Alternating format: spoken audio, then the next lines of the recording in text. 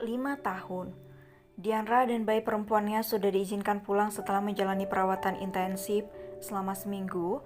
Seluruh keluarga besar menyambut kedatangan si mama gorila dan baby bubu yang baru lahir. Semua bahagia cucu pertama dari keluarga Maurer akhirnya tiba dan melengkapi rumah besar. Hua, kapan aku punya cucu juga? Rengek Rose sambil menatap putranya Farel yang diam dan pura-pura mengalihkan pandangannya dari sang momi yang duduk di kursi roda. Sabar sayang, lagi pula kita kan sudah punya 2 cucu yang menggemaskan, ucap Ken yang mendorong kursi roda istrinya. Cak, anak barbar itu harus diberi pelajaran, masa ia betah ngejomblo terus, ucap Rose mendengus kesal. Mom please, entar juga ketemu, kekeh Farel. Mereka semua tertawa bahagia, baby Emily disambut hangat di keluarga besar itu. Seluruh keluarga itu hidup bahagia, tak ada masalah untuk beberapa waktu yang mereka lewati.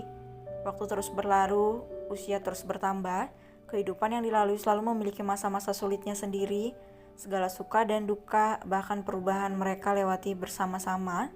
Tak terasa waktu berlalu dengan begitu cepat.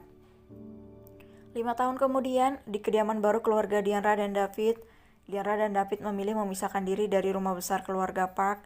Meski mereka semua merasa kurang setuju, tetapi mereka tetap menghargai keputusan keluarga kecil itu. Sama halnya dengan Joel dan Ara yang memilih tinggal di Jerman untuk mengurus perkebunan anggur milik mereka. Sedangkan Pasco, Joey dan putra kecil mereka memilih tinggal bertetangga dengan keluarga David. Mereka memang memilih berpisah rumah, namun tetap berada dalam lingkungan yang sama. Hanya Joel yang memilih menjauh, selain itu dia dan Ara sedang dalam program memiliki anak. Bahkan Otel juga memilih keluar dari rumah Park yang notabene adalah rumahnya juga. Dia ingin hidup mandiri. Alhasil rumah besar Park malah kosong dan hanya menyisakan para orang tua, bahkan mereka saja jarang di rumah karena berpelancong kemana-mana menikmati hari tua mereka. Edward kecil sudah berusia 9 tahun dan Emily berusia 5 tahun.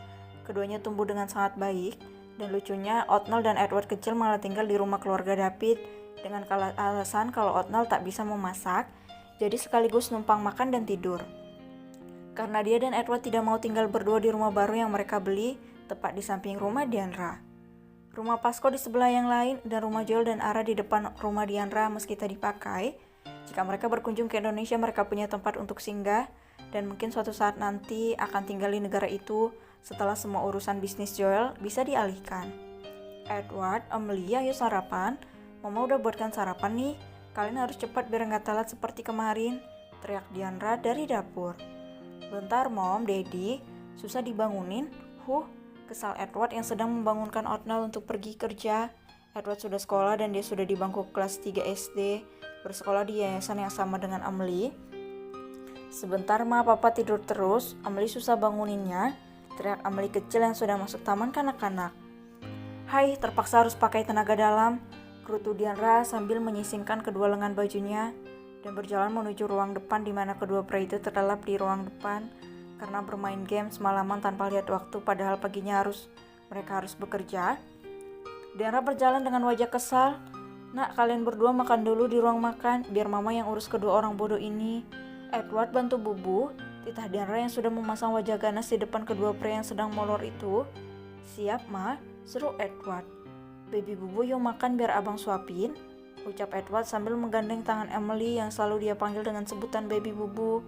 Baik abang, jawab gadis kecil yang selalu menurut dan menempel pada Edward. Keduanya berjalan menuju ruang makan. Di sana sudah disiapkan sarapan bagi mereka berdua. Diandra tidak mengizinkan pelayan yang memasak untuk keluarga besarnya. Dia ingin memastikan semua makanan yang masuk ke dalam tubuh orang-orang yang dikasihinya higienis dan tepat gizinya. Diandra berdiri di depan kedua orang itu sambil mendengus kesal. Kak David, Kak Niel, pekik Diandra sambil berkaca pinggang di depan mereka berdua yang malah asik terlelap sambil berpelukan di atas karpet. Mama gorila ngamuk, bentar lagi magor, masih ngantuk, seru Otnell yang malah semakin lelap tidurnya.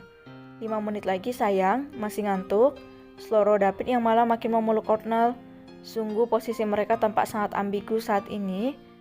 Diandra mendengus kesal, dia benar-benar keriting oleh kedua orang itu. Cak, sudah bapak-bapak tadi, tapi masih nggak sadar umur ya. Edward dan Emily saja sudah bangun dari jam 5, siap-siap buat ke sekolah. Nah kalian berdua kayak anak bayi harus dibangunin, itu pun gak bangun juga. Kesal, gerutu Diandra. Astaga, Kak Dian ada apa? Kenapa marah-marah begitu? Celutuk Joy yang masuk ke dalam rumah Diandra bersama putranya Jacob, yang juga satu sekolah dengan Emily. Ini nih Joy, lihat pagi-pagi begini masih molor. Gimana aku gak emosi coba? Ntar mau kerja merengek karena gak dibangunin. Dibangunin malah moro lagi kan bikin gula naik. Gerutu Diandra. Maaf ya Jacob. Aunty jadi marah-marah depan kamu, udah makan belum?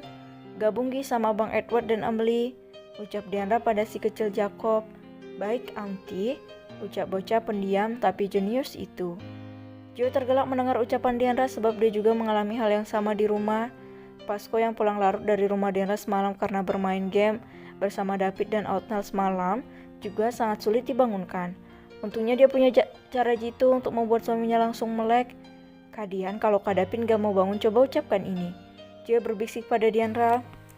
Dian terkejut kenapa dia tidak pernah mencoba cara itu, pasti akan berhasil.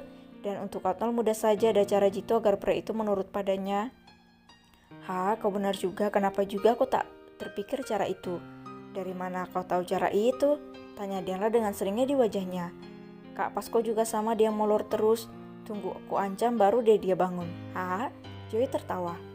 Wah kau hebat, akan kulakukan sekarang, ucap Diandra yang dibalas anggukan kepala oleh Joy. Diandra menatap kedua pria yang malah mendengkur itu. Kalau Kak David gak bangun juga, aku gak akan kasih jatah sebulan penuh. Dan kalau Kaniel gak bangun juga, lebih baik Kaniel pulang ke rumah sendiri, ucap Diandra dengan lantang. Sontak saja kedua pria itu langsung melek dan bangkit dari tidurnya.